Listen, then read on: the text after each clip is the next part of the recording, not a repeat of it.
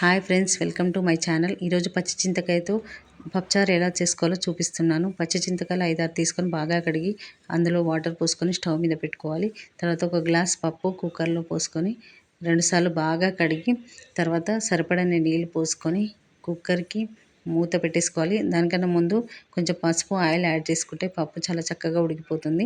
So దాన్ని మూత పెట్టేసుకొని విజిల్ పెట్టేసుకొని స్టవ్ మీద పెట్టేసుకోవాలి. ఒక 5 విజిల్స్ వస్తే పప్పు మెత్తగా ఉడికిపోతుంది. తర్వాత మనం ఈజీగా స్మాష్ చేసుకోవడానికి అవుతుంది. తర్వాత ఈ చింతకాయ బాగా ఉడికిపోవాలి. ఇక్కడ వీడియోలో చూపించిన విధంగా పప్పు కూడా ఉడికిపోయింది. తర్వాత ఆనియన్, పచ్చిమిర్చి, బెండకాయ, సోరకాయ, ఒక వంకాయ, టమాటో ఇవన్నీ నేను పప్పుచారులో యాడ్ చేస్తాను. ఆనియన్ కొంచెం ఎక్కువ యాడ్ చేసుకుంటే పప్పుచారులో తింటుంటే చాలా టేస్టీగా ఉంటుంది. ఇవన్నీ కూడా యాడ్ చేసుకోండి, చాలా బాగుంటుంది పప్పుచారులో. ఇప్పుడైతే మనకు పప్పు, చింతకాయ అండ్ వెజిటేబుల్స్ అన్నీ కట్ చేసి పెట్టుకున్నాము. స్టవ్ వెలిగించి దాని మీద ఒక స్టీల్ గిన్నె పెట్టేసుకున్నాను నేను.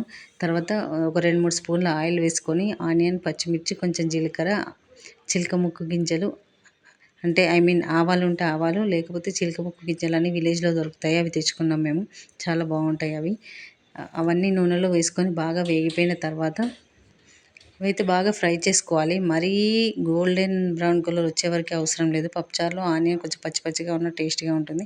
ఇప్పుడైతే కొంచెం అల్లం వెల్లుల్లి పేస్ట్ అండ్ పసుపు యాడ్ చేసుకున్నాను. ఇవి బాగా ఆయిల్లో ఫ్రై అవ్వాలి. ఒక 2 నిమిషాలు అలా ఫ్రై చేసుకున్న తర్వాత ఇప్పుడైతే మనం పక్కన కట్ చేసి పెట్టుకున్న వెజిటేబుల్స్ ఉన్నాయి కదా, అవన్నీ ఇందులో యాడ్ చేసుకోవాలి. ఇవైతే ఆయిల్లో బాగా వేగిపోయిన తర్వాత ఇప్పుడైతే కొంచెం కరివేపాకు కూడా వేసుకుందాము. కరివేపాకు పప్పుచారులో చాలా బాగుంటుంది, స్మెల్ బాగుంటుంది, టేస్ట్ కూడా బాగుంటుంది. మీరు కూడా ఒకసారి ఈ చింతకాయతో ట్రై చేసి చూడండి. ఇది మనకు 2-3 రోజులైనా పాడవదు. బయట ఉంచినా సరే ఫ్రిడ్జ్లో పెట్టాల్సిన అవసరం కూడా లేదు. ఇవైతే బాగా వేగిపోయాయి. ఇప్పుడు మనం పక్కన కట్ చేసి పెట్టుకున్న వెజిటేబుల్స్ ఇందులో యాడ్ చేసుకుందాము. ముందుగా సోరకాయ, బెండకాయ, వంకాయ ఇవి యాడ్ చేసుకోవాలి. టమాటో తర్వాత దీంట్లో చారు యాడ్ చేసిన తర్వాత వేసుకోవాలి. ఇప్పుడు ఇవి యాడ్ చేసుకున్న తర్వాత దీనిపైన కొంచెం సాల్ట్ వేసుకోవాలి. సాల్ట్ వేసుకుంటే ఏంటంటే ఆ ముక్కలకి కొంచెం సాల్టీగా టేస్ట్ బాగుంటుంది. సాల్ట్ వేసుకోకపోతే ముక్కలు చప్పగా ఉంటాయి. తర్వాత ముందుగా మనం రెడీ చేసి పెట్టుకున్న చింతకాయ నుంచి చింతపులుసు తీసుకొని రెడీగా పెట్టుకున్నాను. ఇప్పుడైతే ఈ ముక్కలు కాసేపు ఆయిల్లో మగ్గిపోయినాయి.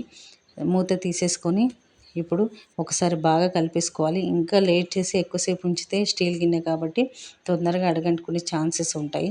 సో ఇప్పుడు మనం ఆల్మోస్ట్ చిన్నగా మీడియం మంట మీద పెట్టి ఉడికించాం కాబట్టి సగం ఉడికిపోయినట్టే. మిగతా సగం అంతా పప్పుచారులో ఎలాగో మరుగుతుంది కాబట్టి మెత్తగా అయిపోతాయి. ఇప్పుడైతే మనం బాగా కలిపేసుకున్న తర్వాత దాంట్లో చింతపండు రసం పోసేసుకుందాము. ఇది మామూలుగా ప్యూర్గా తీసిన చింతకాయ నుంచి ప్యూర్గా తీసిన రసము. ఇప్పుడైతే మనం ఇట్లాగే ఉంచితే చాలా పుల్లగా ఉంటుంది కాబట్టి మామూలు వాటర్ యాడ్ చేసుకోవాలి. ఎంతవరకు అయితే మనకు పులుపు లేకుండా ఉంటుందో అంతవరకు చూసుకొని యాడ్ చేసుకోవాలి. ముందుగానే ఉప్పు కొంచెం వేసాను కాబట్టి ఇప్పుడేం ఉప్పు యాడ్ చేయట్లేదు. తర్వాత మనం పప్పులో కొంచెం ఉప్పు యాడ్ చేసుకుంటే సరిపోతుంది.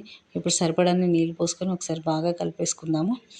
కలిపేసుకున్న తర్వాత ఇప్పుడైతే మనం కుక్కర్లో రెడీ చేసి పెట్టుకున్న పప్పుని స్మాష్ చేసి దాంట్లో ఉప్పు, కారం యాడ్ చేసుకోవాలి ఫస్ట్ అయితే.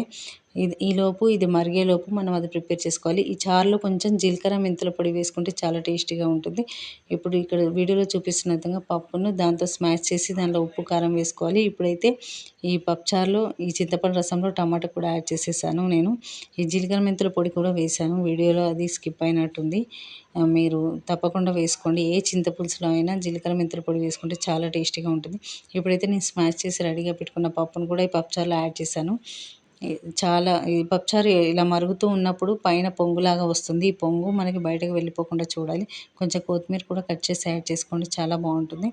ఈ పొంగు అనేది మనకు బయటికి వెళ్ళిపోతే అంత టేస్టీగా ఉండదు పప్పుచారు. ఇష్టం ఉన్న వాళ్ళైతే ముందుగా కొంచెం ఆయిల్లో నెయ్యి వేసుకుంటే కూడా చాలా బాగుంటుంది. ఇప్పుడైతే ఈ పొంగు అంతా వైట్గా కనిపిస్తుంది ఏదైతే ఉందో అదంతా మరిగిపోయిన తర్వాత అదంతా తగ్గిపోయిన తర్వాత మన పప్పుచారు రెడీ అయినట్టు అర్థం.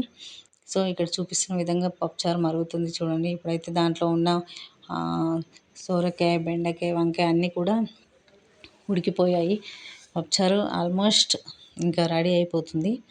ఇంకొక 2-3 నిమిషాలు అయితే పప్పుచారు రెడీ అయిపోయినట్టే. మీరు కూడా ఒకసారి ట్రై చేసి నాకు కామెంట్ చేయండి, టేస్ట్ ఎలా ఉందో చెప్పండి.